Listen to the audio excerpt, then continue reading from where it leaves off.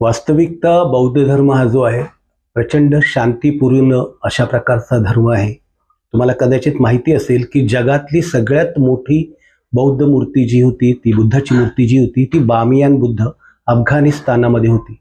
अफगाणिस्तानातल्या अतिरेकी लोकांनी त्या संदर्भात ते तोफेने उडवण्याचा सुद्धा प्रयत्न केला, तरी सुद्धा संपूर्ण जगातला जो बौद्ध समाज होता तो अत्यंत शांततेने राहिला. त्यांना त्या मूर्तीच्या वेगवेगळ्या पद्धतीच्या देण्यात आल्या, पण आत्ता त्या अफगाणिस्तानातल्याच लोकांना पश्चाताप झालेला आहे.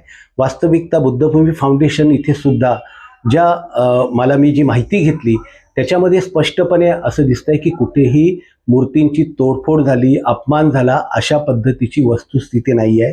तिथे वंदना घेऊन त्या ठिकाणी लोकांनी त्या सन्मानानं मूर्त्या ज्या आहेत त्या विहारामध्ये ठेवण्यात आलेल्या आहेत. पण धर्माच्या नावावरती जर काही बौद्ध उपासक उपासिकांना भडकवण्याचं काम काही लोक करतायत आणि आपली राजकीय पोळी भाजण्याचं काम करतायत.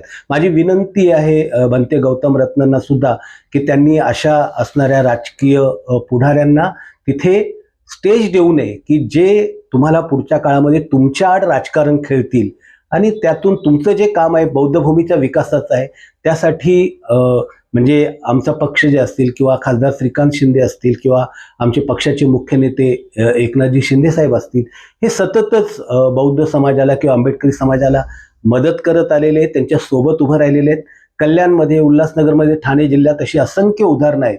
इथे कल्याण पूर्वेचं तर ज्ञान केंद्र हे प्रचंड मोठं उदाहरण आहे.